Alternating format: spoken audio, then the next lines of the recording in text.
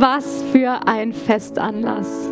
Wie schön ihr alle ausseht, wie schön es hier aussieht und so schön, dass so viele von euch sich heute auf den Weg gemacht haben, gemeinsam mit uns den Unti-Abschlussgottesdienst zu feiern. Hey, ich bin so ein bisschen später zu diesem Unti-Jahrgang dazugestoßen. Im November, seit November darf ich hier als Jugendpastorin im Kreuzpunkt arbeiten und es war mir eine Riesenfreude, euch zu begleiten, euch besser kennenzulernen und es erfüllt mich mit so viel Stolz, wirklich mit Stolz, euch heute zu sehen, wie ihr euch entwickelt habt im letzten Jahr. Das ist mega, mega cool. Ich freue mich auch über das Thema, das ihr ausgewählt habt. Wahrheit oder Lüge. Das war ja schon das Spiel am Anfang, haben wir schon so eine kleine Introduction bekommen. Hey, und es war mir noch eine größere Freude, dass ich diese Predigt gemeinsam mit Adina sowohl erarbeiten durfte, als auch heute halten darf. Sie wird nämlich einzelne Teile von der Predigt übernehmen. An der Stelle schon mal einen Riesenapplaus. Adina, das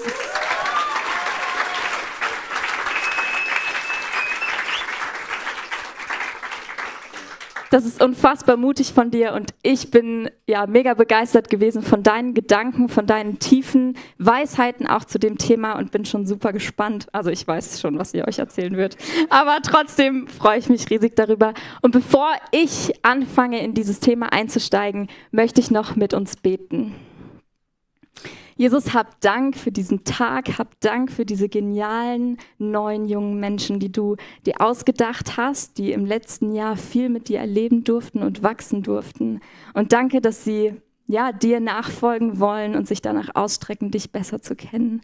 Herr, und heute das Thema, es ist so relevant. Ich bete, dass du unsere Herzen öffnest für das, was du reden willst. Und bete jetzt gerade ganz besonders für Adina, dass du sie ruhig machst, dass du ihr Frieden gibst und dass sie klar weitergeben darf, was du ihr aufs Herz gelegt hast.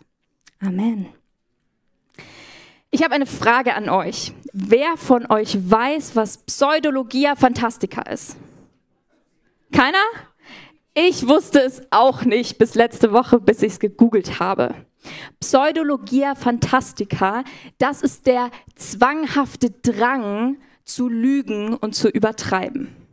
Und jetzt denkt ihr vielleicht, ja gut, wenn du das so sagst, da kenne ich schon ein paar Leute. Ich meine, ja, so eine Notlüge rutscht ja vielleicht jedem mal raus. Und der Hang zum Übertreiben, ja, doch, da kommen mir schon direkt so ein paar Leute in den Sinn.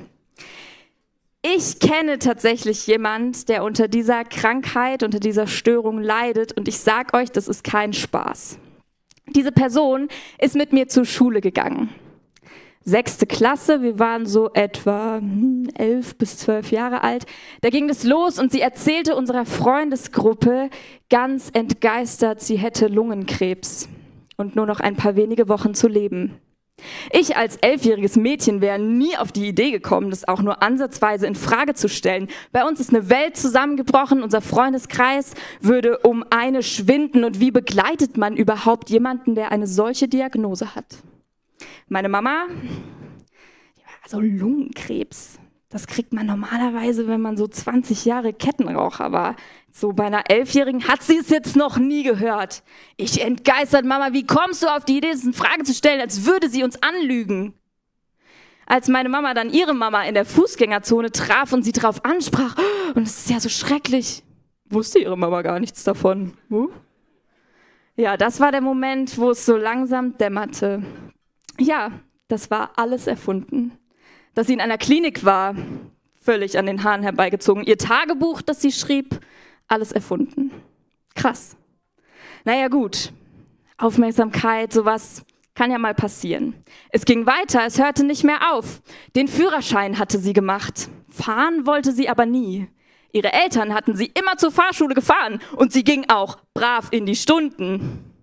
Durch die Prüfung war sie immer wieder durchgefallen, erzählte sie ihren Eltern. Allerdings saß sie immer vor der Fahrschule, als ihre Eltern sie dahin gebracht hatten und ist nie auch nur ein einziges Mal hingegangen. Ihr Maturschnitt war in Deutschland, ich brauche jetzt die Note euch nicht sagen, das versteht ihr dann nicht, war sehr gut. Als ihr Papa dann aber das Zeugnis in der Hand hielt, fiel er aus allen Wolken. Es war gar nicht so gut, wie sie eigentlich gesagt hatte. Und so ging das weiter und weiter und weiter und weiter. Und was war das Resultat? Was auch immer dieses Mädchen mir erzählte, well, could be true, maybe not. Ich war immer skeptisch. Es könnte eine Wahrheit sein, es könnte eine Lüge sein. Ich wollte es schwarz auf weiß, was auch immer sie mir erzählte. Und ja, natürlich hat sie auch Wahrheit gesagt, aber es hat sich immer vermischt. Und Adina, du kennst es auch, dass sich Wahrheiten vielleicht vermischen, weil in einer Welt voller Lügen, da fängt man vielleicht an, auch Wahrheit zu hinterfragen. Wie war das denn bei dir?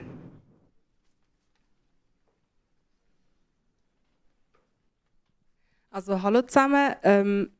Und zwar bin ich in einer christlichen Familie aufgewachsen. Das heisst, ich bin auch in die Kirche gegangen. Ich durfte das Wort Gottes erfahren und einfach von Gott hören. Und habe viel Wahrheit in mein Herz bekommen. Aber natürlich bin ich nicht nur in der Kirche, sondern ich bin auch in der Welt draussen und dort sind auch andere Sachen erzählt worden. Und die haben sich nachher irgendwie in meinem Herzen vermischt. Und nachher am Schluss war irgendwie nicht mehr klar, was ist jetzt wahr, was ist falsch. Weil es ist einfach nicht mehr klar in meinem Herzen. Und darum habe ich jetzt 4 Fragen, die sich einfach so in meinem Herzen gebildet haben. Und zwar, die erste Frage ist es wirklich wahr, dass ich bei Gott etwas leisten muss, um seine Gnade zu erfahren? Also es könnte ja wahr sein, weil eigentlich in dieser Welt müssten wir ja eigentlich immer etwas leisten, für dass wir etwas bekommen, für dass wir können, zum Beispiel bei einer Note, gute Noten schreiben, müssen wir gut dafür arbeiten. Oder ist es wirklich wahr, dass mir Jesus erst etwas gibt, wenn ich es verdiene? Wenn ich für eine Präsentation übe und nachher eine gute Präsentation mache oder nicht übe und nachher mache ich eine schlechte? Oder ist es wirklich wahr, dass ich etwas leisten muss, um in den Himmel zu kommen? Das ist auch eine Frage, die sich in meinem Herzen gebildet hat. Und ist es wahr, dass ich ein besserer Mensch werden muss, damit ich zu Gott kommen kann und dass er mit mir ist und mich begleitet?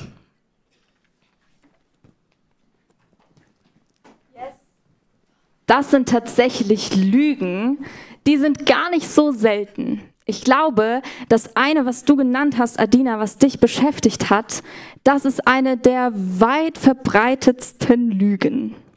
Wir müssen uns den Himmel verdienen. Es gibt so ein klassisches Szenario, was ich euch jetzt fragen könnte. Stell dir vor, du würdest heute noch sterben. Kann passieren. Und dann würdest du vor Gott stehen und er würde dich fragen, warum sollte ich dich in den Himmel lassen? Was würdest du dann antworten? Ich glaube, viele Menschen würden dann sowas sagen wie, ja gut, ich bin ja jetzt eigentlich schon ein ganz guter Mensch. Also wenn man, na klar, ich mache nicht alles richtig, aber wenn man das jetzt so aufwiegt, dann, ja, glaube ich, kommt's schon gut. Also würde ich Gott sagen, ich habe schon auch viel Gutes gemacht, langt, oder? Ihr Lieben, ich kann eine Sache vorwegnehmen. Nichts, aber auch nichts lässt uns in den Himmel kommen als allein die Gnade. Wenn du heute nichts mitnimmst, dann darfst du das mitnehmen. Es ist allein Gnade.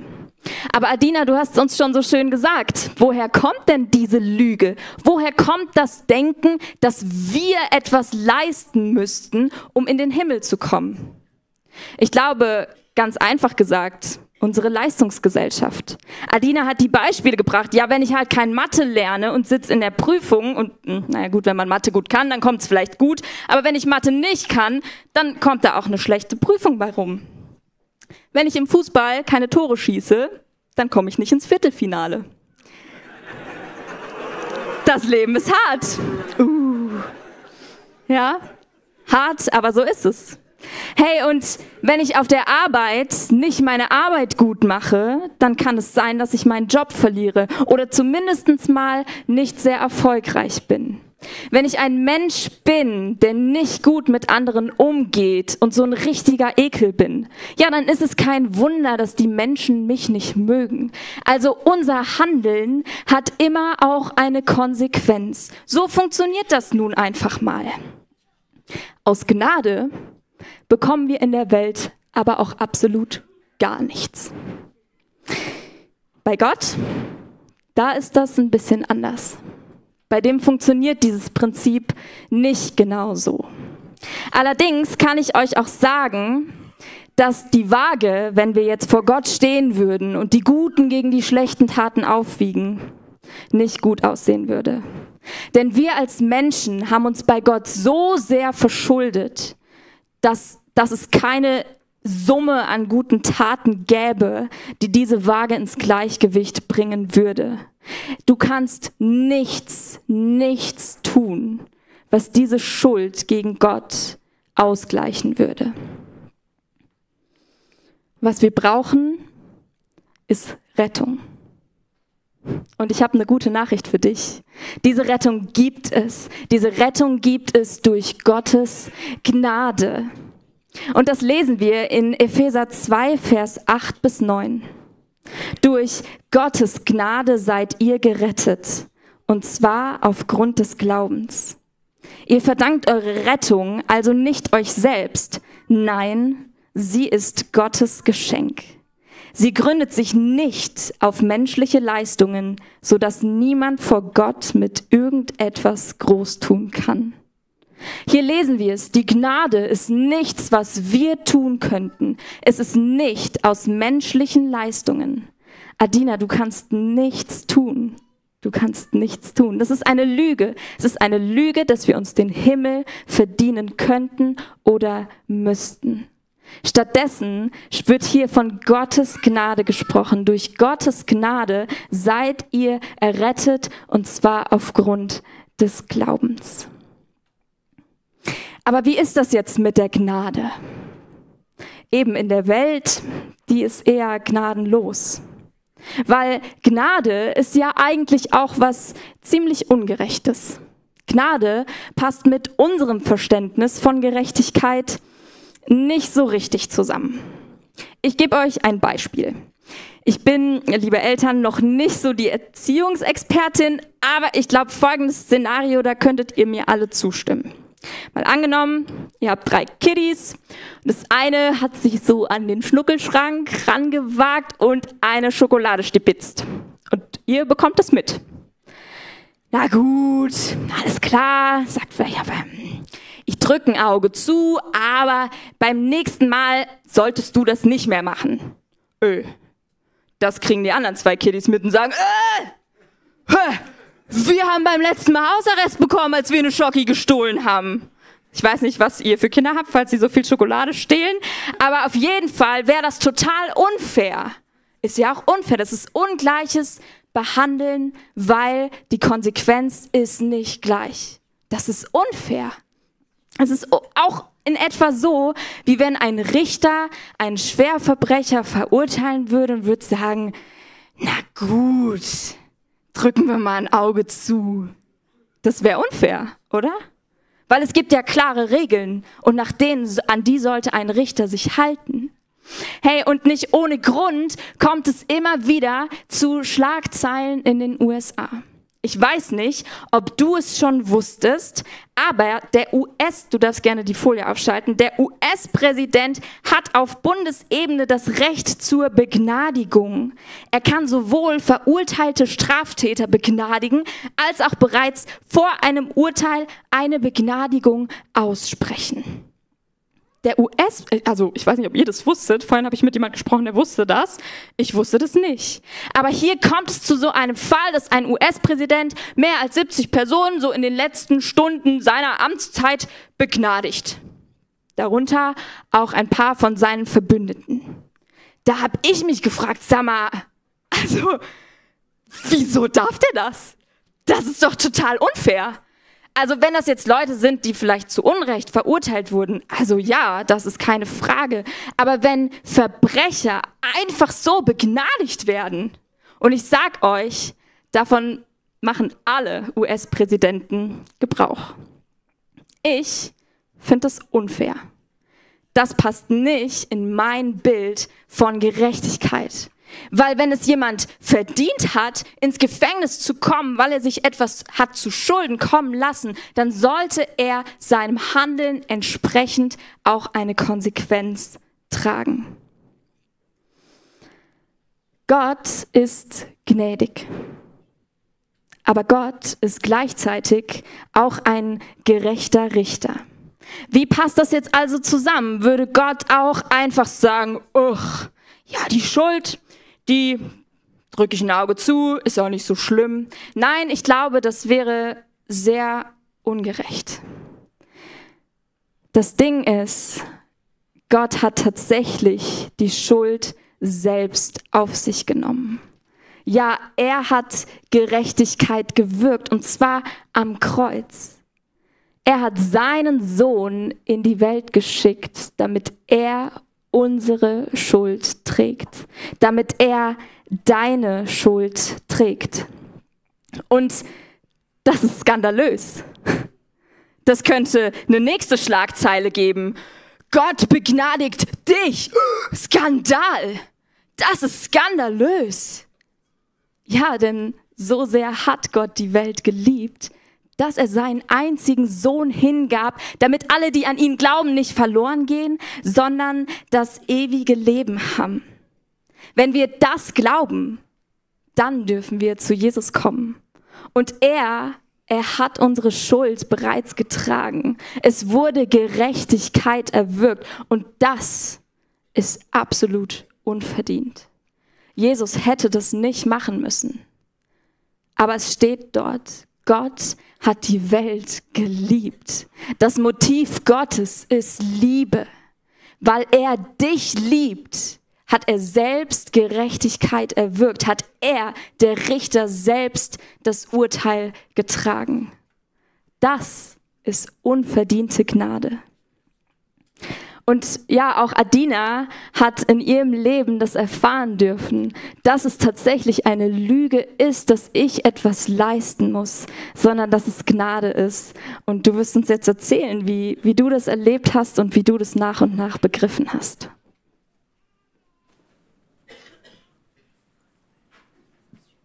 Wie ich am Anfang schon erwähnt habe, bin ich eben in einer christlichen Familie groß geworden.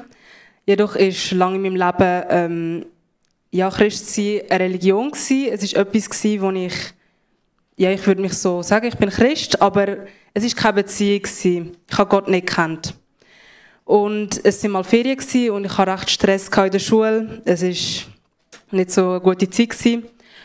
Und dann bin ich in die Kirche gegangen und ich musste meine Bibel mitnehmen. Und ich so, wieso muss ich meine Bibel jetzt plötzlich mitnehmen? Es hat ja eine Bibel in der Kirche. Ich habe gefragt, Mami, haben wir eine Bibel daheim? Und nachher hat sie gesagt, ja. Also habe ich geschaut, ich habe gesehen, ich habe gar keine eigene Bibel. Darum habe ich die von meinen Geschwistern genommen. Bin mit der in die Kirche und am Schluss hat sich herausgestellt, ich habe sie gar nicht gebraucht. So. Und dann bin ich heimgegangen und mein Bruder hat so ein bisschen in der Bibel herumgeschaut. Und ich weiss nicht, es hat einfach etwas mit mir gemacht, weil ich einfach gemerkt habe, ich habe nie in das Buch hineingeschaut, obwohl ich so viel davon gehört habe. Und das war so der Moment in meinem Leben, wo ich angefangen habe, Gott kennenzulernen, wo ich angefangen habe, in der Bibel zu lesen. Und ich habe dann einfach gemerkt, hey, Gott ist bei mir. Es ist keine Religion, es ist eine Beziehung. Ich darf mit Gott sein, wenn immer ich will. Er nimmt mich so an, wie ich bin. Er sieht, wer ich bin. Und das hat einfach einen Stein von meinem Herzen gelöst. Und ich habe dann auch dafür erfahren, ja, dass ich nicht in den Himmel komme wegen meiner Taten, sondern was er für mich gemacht hat. Und das hat mich einfach dann berührt. Und es war nochmal ein Grund gewesen, Gott zu feiern und einfach Gott mein Leben zu geben. Und ich habe mich sogar, ich weiss nicht, vor 2 Wochen taufen lassen und habe das nochmal öffentlich bekannt gehabt. Und ja, das ist meine Story. Und ich hoffe, ich werde seine Gnade noch weiter erleben können. Und ich hoffe, auch die in diesem Raum da können seine Gnade erleben und ihn kennenlernen.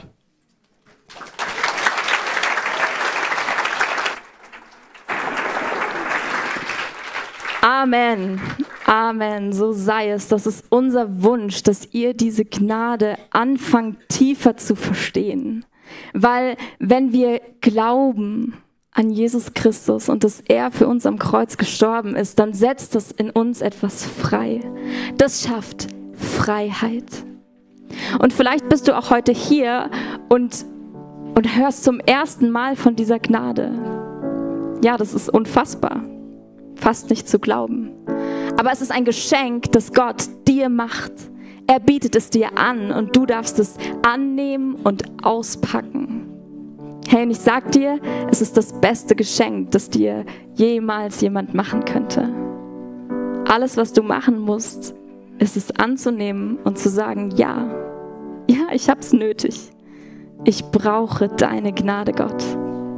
Und vielleicht bist du auch hier und du hast von der Gnade schon mal gehört.